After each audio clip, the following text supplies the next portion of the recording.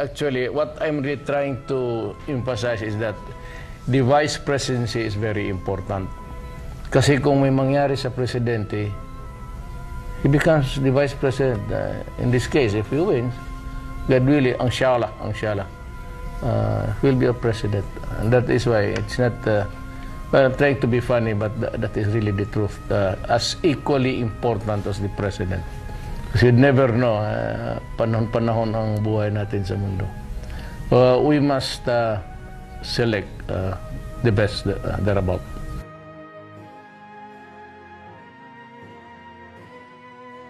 Sabi ko nga, kung hindi nag-EDSA 1, kung natuloy yung mga plano ng aking ama, palagay ko na para tayong Singapore na ngayon.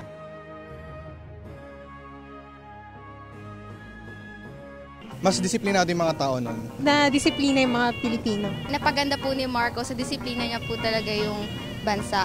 Fact. Wala nga naman masyadong krimen. E paano rin naman kasi malalaman ng tao, saradong lahat ng mga himpilan na telebisyon, radyo at dyaryo. Disiplinado rin ang pagdampot at pag-torture sa mga kalaban ni Marcos sa politika. Walang krimen kasi gobyerno ang gumagawa nito.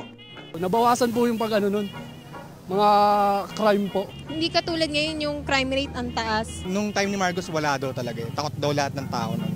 Fact. So hindi pala krimen ito.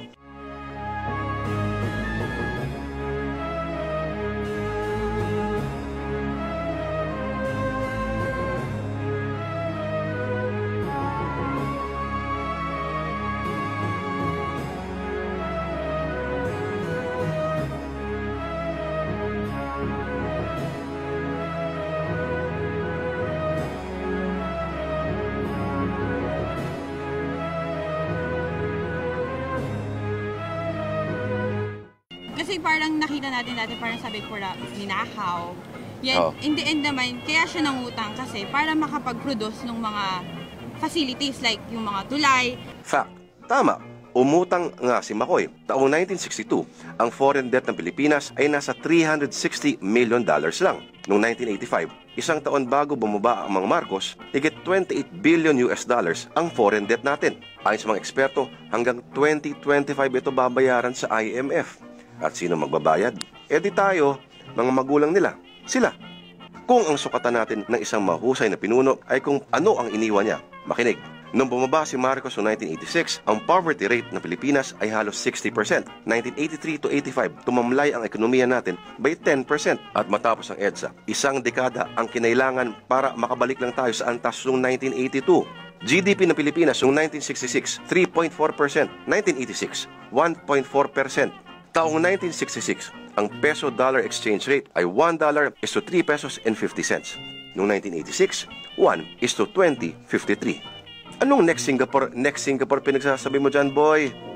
Ano ba yung tinuturo ng kasaysayan tungkol sa kanya? Sinasabi nilang failed revolution daw ang EDSA. Ang buhay natin parang wala pa ring pinagbago. Sabi nga ng iba, mas lalo pang humirap. Kung ang galunggong noon ay 15 pesos lang ang kilo, ngayon halos 122 pesos na. Pero hindi kaya natin naisip na kaya tayo nagkakanda leche-leche ngayon dahil din sa mahigit 2 dekada ng tiwaling pamamahala. Okay, mabalik tayo sa usapan. Marami nagsasabing magaling at matalino raw si Marcos. Lagi nila itong sinasabi. Pero parang ganito yan May nakita kang lalaki sa kwarto mo na nakikipagtalik sa misis mo pagkatapos limasin ang lahat ng gamit nyo sa bahay. Uupakan mo sana. Pero nakatakas sa bintana. Sasabihin mo rin bang, wow, ang galing at ang talino nun Nung panahon ng martial law, talagang one of the worst periods na tinatawag sa ating kasaysayan. Yung mga human rights abuses, lumawak ng gustong-gusto. Mga 100,000 ang mga na-torture, na-abuso at pinatay. Pero hindi lang yon. Yung ekonomiya sinira ni Marcos. Binaon tayo sa utang nung bumagsak ang diktadura at $26.5 billion ang utang natin. Yun ang kinailangan bayaran ng succeeding governments after Marcos. Saan pumunta yung inutang? Pumunta itong inutang sa mga kasama ni Marcos, yung mga cronies niya, kagaya ni Cojuangco, kagaya ni Cuenca, kagaya ni Dicini, at kay Marcos. $4 billion ang dinagay niya sa mga Swiss banks at sa mga iba pang lugar, no? Mga iba pang bangko. Kaya hindi natin masasabi na maganda yung ekonomiya noong panahon ni Marcos. Actually, mga 46.5% ng ating mga mamayan lived under the poverty line. Ngayon, 28% lang. Mahirap na yan. Pero noon, 46.5% ang under the poverty line. Kaya let us not glorify yung panahon ni Marcos. Kasi this was a bad period, hindi lang in terms of dictatorship, kundi sa ekonomiya. So, mga kabataan, huwag kayong masidyus nitong mga sinasabi na maganda raw ang kalagayan ng ating bansa noong panahon ng diktadura. Hindi totoo yan. Noong 2003, nag-compute ang Korte Suprema ng Pilipinas. Sa higit 2 dekadang panunungkulan ni Ferdinand Marcos, aabot lang ng 16 million pesos ang legal na kita ng mag-asawang Ferdinand at Imelda. Ano man ang sobra dyan, ayon sa Korte Suprema, ay hindi na raw legal. Tandaan po ninyo ang numerong 16 million. Fast forward 2012. Ang SALN ni Imelda Marcos na nagsasabing siya ay dukha, nasa 922 million pesos. Ang tanging niya naging trabaho ay Minister of Human Settlements at Metro Manila Governor. Si Senador Bongbong Marcos, 437 million ang SALN noong 2013. Yan ang mga dineklarang pag-aari nila, hindi kasama dyan ang mga nakumpiska. Sa tansya ng PCGG, ang nakumpiska nila sa mga Marcos, nasa $4 billion na o 188 billion pesos ngayon. Isang halimbawa niyan ang $780 million na Swiss bank accounts na nakumpiska na ng gobyerno. Ayon na rin sa Korte Suprema, hindi pwedeng itanggi ng mga Marcos ang Swiss accounts dahil isang dekada nilang pinaglaban ang pag-aari nito. Senator, sinabi niyo kamakailan na dapat ibalik na ni Senator Bongbong Marcos yung nakaw na yaman. Ito mabilisan na. Naniniwala ka ba na kasabwat si Senator Bongbong Marcos sa pagtatago ng yaman? Yun ang nasa records at yun ang may mga testimony, 'di ba? And nasa kanila yung nasaan ba yung pera ngayon, yung 10 billion. So 'di ba nilalaban pa nga dapat nila yung iba. Dapat ba kasuhan si Senator Bongbong Marcos? May kaso na sila. Pero it's civil case kasi hindi sila nagnakaw noon. Put it another way, Karen, no? Kung 40 years from now, tatakbo yung apo ni Napoles bilang Vice President, payag kayo? O wala naman siyang kasalanan katulad ng lolo niya. Pero kung ang gamit niyang pera, yung nakuha ni Napoles, hindi ba unfair yun at dapat isole? So what I'm saying, may nawawala pang allegedly $6 billion at marami silang pera kahit saan mo tignan, $1 billion pa rin ang hinahanap ng PCGG at dinidelay nila yung mga kaso. So hindi ba fair na kung gusto mo maging Vice President, dalawa lang gawin mo. Either aminin mo na kinuha yon, soli mo, para wala ng issue, total tatay mo kumuha nun, hindi ikaw, or patunayan mo, point blank, na legitimate itong pera na to at amin to. Pero ngayon na nasa limbo, pag naging Vice President and then President siya, ano mangyayari sa pera? Diba? That's why in every administration, never sila lumaban kahit may corruption issues because firming may usapin dun sa pera nila. A first-hand account shows Vice Presidential candidate Bongbong Marcos knew about his family's Swiss deposits. Banker Michael de Guzman made the first offer to rescue the Marcos' Swiss accounts before the government froze them. He says Bongbong agreed to be his parents' representative and they met twice. In 2015, Marcos denied meeting with de Guzman, but in 2010, he admitted seeing the banker.